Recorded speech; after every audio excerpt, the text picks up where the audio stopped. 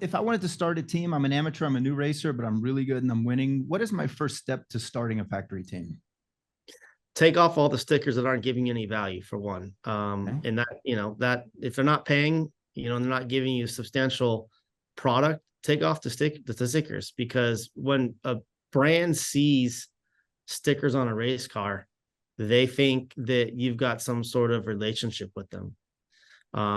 And if you're a wheel company looking for a, young, up and coming driver, and, you're running whatever wheel sticker on your car because they gave you, 10% off the wheel, they think you have a relationship, or they assume you have a relationship. They might not approach you.